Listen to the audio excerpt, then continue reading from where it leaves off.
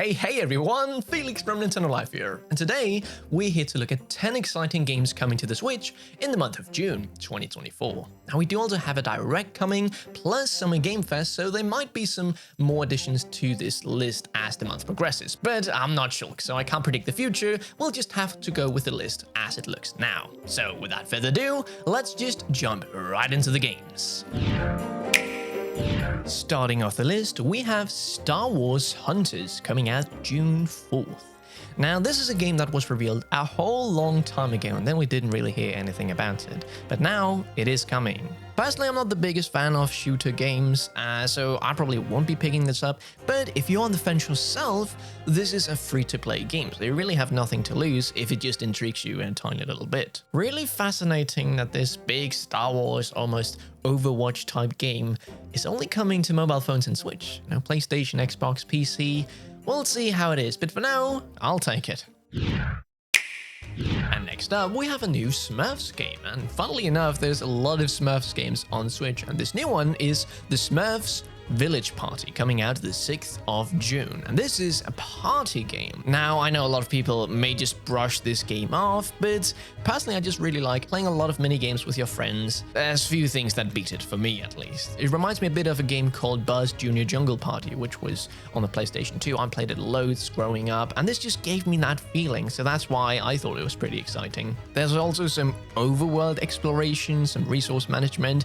It looks to be shaking things up a little bit. I don't quite know because there's not a whole lot of trailer gameplay, but be on the lookout for this if you like a good party game.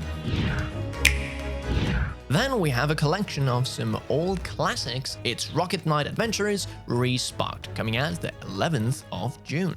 In this collection, you have 3 games included: Rocket Knight Adventures, Sparkster, Rocket Knight Adventures 2, and Sparkster. Yeah, great naming convention there. This is a side-scrolling 2D platformer, a bit run and gun, but it also has a lot of unique sections. Sometimes you're flying, sometimes you're bouncing between walls. Yeah, it has a little bit of everything. This collection also has the usual features that you would see in a collection, like a museum, music player, boss rush, and rewind. So yeah, be on the lookout for this if you're a Rocket Knight fan or just want to try another Knight game after you really enjoyed Shovel Knight or Hollow Knight.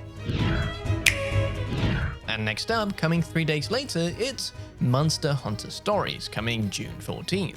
So we already have the second game here on Switch, but the first one was back on the 3DS, and now it's being brought over to the Switch. This is a turn-based RPG with loads of returning monsters from Monster Hunter. A nice thing they've added in this one is that it's fully voiced, and of course the graphics have been spruced up. If you're wondering what this game includes besides monsters and stories, well, it's an RPG where you go around and fight with your monsters, kinda like in Pokemon. It's a nice little adventure you go on with your monsters, so if Pokemon has kind of failed you lately, looking at you Scarlet and Violet, then maybe you should give this one a go if you didn't already back on the 3DS. And on the same day, we have Shin Megami Tensei 5 Vengeance. This is the complete version of Shin Megami Tensei. Think Persona 5 Royal, but for the original rather than the spin-off. Now, personally, since the original Shin Megami Tensei 5 released, I've played Persona 5, and I really enjoyed that experience. Now, I know that this is different, but it looks really intriguing, and now that the full, complete version is coming out, I'm actually really considering picking this one up, because it just looks to be a more freaky, surreal. It looks like when you're in the cognitive world, but just at all times. You go around flying, you fight these weird, wacky monsters, like the character designs are even more obscure and crazy than in Persona 5, and that's saying something. So I'm really excited for June 14th, when the complete version of Shin Megami Tensei 5 releases. Next up, we have a game you might not have heard of. It's Dice Folk, coming out the 20th of June. So in this game, you battle with your monsters. Nothing new there, but the unique twist is that you control both sides. So you have to figure out the best strategy. Okay, if they attack with this attack, then I'll use defense, and the opposition have more health and stuff, so you really have to figure out what the best game plan is to overcome your foes. The type of game is a roguelite deck builder. So you throw these dice, I mean, it's in the name Dice Folk, and then you battle it out with 3v3 monsters. It's already released on Steam, and there it has very positive reviews, so that's a really good start. I'm really excited to see what people think, because it looks like they're taking things in a bit of a different direction, and I always really like to see that. The next game we're going to be talking about is a very exciting release. It's Super Monkey Ball Banana Rumble, coming out the 25th of June. It's the first original Super Monkey Ball game since Banana Splits on the Vita in 2012, that is, if you don't count the Super Monkey Ball Bounce on iOS, which no one really does. That's 12 years since the last new Monkey Ball game, and 22 since the last good one. This one has online multiplayer where you can play 16 people together, or you can play 4 people together in local co-op. Now, I haven't played much Monkey Ball, but Alex has, and he's described himself as cautiously optimistic. 2 days later, June 27th, we have Chia.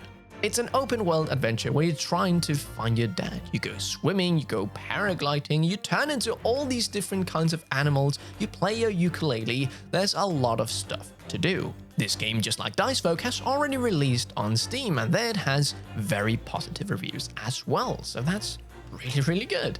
I just really like the art style and feel of this game. It just looks incredibly cozy, and it's nice to now have on Switch, even though it has seen a little graphical downgrade. And next up, we have the last game that we know of that Nintendo is releasing this year. It's Luigi's Mansion 2 HD. Luigi's Mansion 2, or Dark Moon as it was also known, is now coming to the Switch. I think this is a pretty good move by Nintendo because a lot of people's first and maybe only experience with Luigi's Mansion is Luigi's Mansion 3, which sold a lot more than previous entries in this series, so it's just really nice to have this game on the Switch, even though I personally will probably still play it on my 3DS since I already own a copy. So what do you do in this game? Well, it's Luigi's Mansion. You go around and capture these ghosts, all while controlling Luigi. I mean, it's a win-win-win-win-win. This is just one step closer to have all the Luigi's Mansion games on Switch. GameCube NSO when Nintendo?